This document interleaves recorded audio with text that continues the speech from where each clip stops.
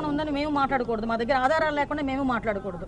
కాబట్టి ఒక ప్రాథమిక నివేదిక వచ్చింది, దీని మీద పూర్తి స్థాయిలో దర్యాప్తు జరపమని గౌరవ ముఖ్యమంత్రి గారు కూడా ఆదేశాలు ఇవ్వడం జరిగింది. దీని మీద మనం అబ్జర్వ్ చేసుకుంటే తిరుపతి అంశం అనేసరికి చాలా సెన్సిటివ్ అంశం. కాబట్టి దేశంలో ఉన్న ప్రధానమంత్రి నుంచి ప్రతి ఒక్కరు కూడా ఈరోజు మిగతా రాష్ట్ర ముఖ్యమంత్రులు కూడా స్పందించారు. కాబట్టి చాలా సెన్సిటివ్ ఇష్యూ కాబట్టి ఏది పడితే అది మాట్లాడకూడదు. మా చేతుల్లోకి పూర్తి నివేదిక వచ్చిన తర్వాత డెఫినెట్ గా బాధ్యులు ఎవరైతే ఉన్నారో వాళ్ళందరి మీద చర్యలు తీసుకుని పడితే అందులో వెనుకడే ప్రసక్తి లేదు.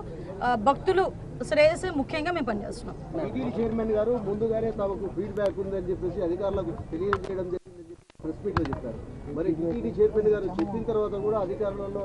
లేదండి. మీరు అన్నది నిజంగా టీటీడీ చైర్మన్ గారు ముందు నివేదిక ఇచ్చింది.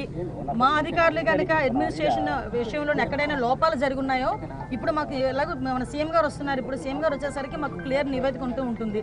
నిజంగా అలాంటి పరిస్థితులు ఏమైనా ఉన్నాయి, ఎవరైనా ఏ స్థాయిలో వ్యక్తి అయినా కూడా అతని మీద చర్యలు తీసుకోవడానికి ఎక్కడ కూడా వెనుకాడం. అదే విషయం చెప్తున్నాను కదా సార్. నిజంగా అదే పరిస్థితి జరిగి బాధ్యతారహితంగా ఎవరైనా పనిచేసి ఉంటే బాధ్యతారహితంగా పనిచేసిన ప్రతి ఒక్కరి మీద కూడా చర్యలు ఉంటాయి. ఇదేది దాగేదేం కాదు కదా. ఈ రోజు కాకపోతే రేపైనా తెలుస్తుంది ఎవరు బాధ్యతారహితంగా పనిచేశారన్నది. కాకపోతే ప్రతి ఒక్కరు కూడా బాధ్యతాయుతంగా పనిచేయాలని మేము కోరుకుంటున్నాం. ఎందుకంటే లక్షలాది మంది భక్తులు వచ్చే పుణ్యక్షేత్రం ఇది. దయచేసి అటువంటి బాధ్యతారహితంగా పనిచేసిన ఏ స్థాయి వ్యక్తిని కూడా, అది కింద స్థాయి వ్యక్తి, పై స్థాయి వ్యక్తి, ఏ స్థాయి వ్యక్తిని కూడా వదిలిపెట్టే ప్రసక్తి లేదు. Thank you.